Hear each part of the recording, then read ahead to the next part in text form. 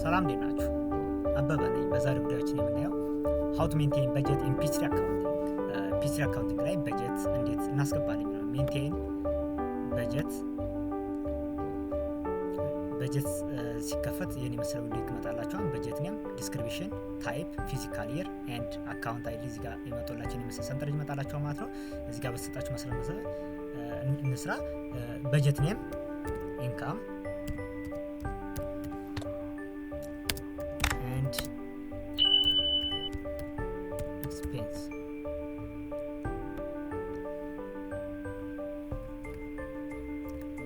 በተመሳሳይ ዲስክሪፕሽኑን እንደ ኢንካም ኤንድ ኤክስፔንስ ላድርገው። ሶ በጀት ኔም ኢንካም ኤንድ ኤክስፔንስ፣ ዲስክሪፕሽን ኢንካም ኤንድ ኤክስፔንስ። ታይፕ ስትመጡ ወሳኙ ታይፕ ነው። ፒሲ ላይ ወሳኙ ያው ባለፈው ቻርት ኦፍ አካውንት ላይ እንዳልኳችሁ ወሳኙ አካውንታችን ሙሉ በሙሉ ሊንክ የሆነው በምንድነው በታይፓችን ነው ማለት። ስለዚህ ኢንካም ስቴትመንት፣ ባላንስ ሺት ታደርጉት የባላንስ ሺት አካውንቶች ይመጡላችኋል። ኦል አካውንት ስትሉት፣ አካውንት ፔብል ስትሉት እያንዳንዱ ካሽ በጀት ለእያንዳንዱ በጀት ታይፖች ማለት ነው። ቤዝድ ኦን በእናንተ ምን አይነት በጀት ነው የምትፈልጉት፣ ምን አይነት ፋይናንሻል ፕላን ነው ማስቀመጥ የምትፈልጉት እናንተ የምትፈልጉት መልኩ እዚህ ጋር እነዚህን መምረጥ ትችላላችሁ ማለት ነው። ስለዚህ ዛሬ ኢንካም ኤንድ ኤክስፔንስ ነው። ስለዚህ ኢንካም ኤንድ ኤክስፔንስ ማለት ኢንካም ስቴትመንት በጀት ማለት ነው። ስለዚህ ኢንካም ስቴትመንት በጀታችን እዚህ ጋር መጥቶልናል። በአራት ቁጥር እንደሚጀምረው እዚህ ሴልስ አካውንት አለ የሽያጭ ማለት ነው። ሌላ እዚህ ጋር የምታያቸው ማለት ነው ኮስት ኦፍ ሴል፣ ሳላሪ ኤክስፔንስ ማለት እነዚህ ኤክስፔንሶች አሉ። ሶ ኳርተር አኑዋል ከፈለጋችሁ 12 ወር መሙላት ነው። ኳርተር ከሆነ ደግሞ የ3 ወር መሙላት ነው ማለት። ስለዚህ የ3 ወር እንሙላ ማለት ነው።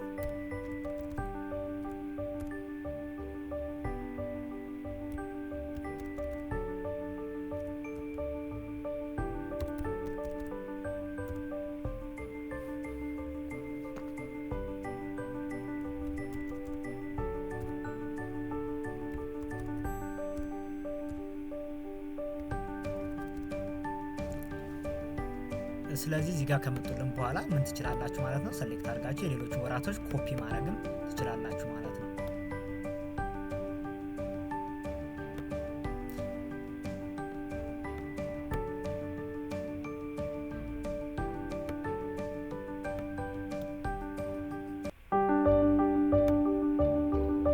በጀት በዚህ መልኩ እናደርጋለን እንበጅታለን ማለት ነው። ስለዚህ ኢንካም ስቴትመንት በጀት ይመስላል።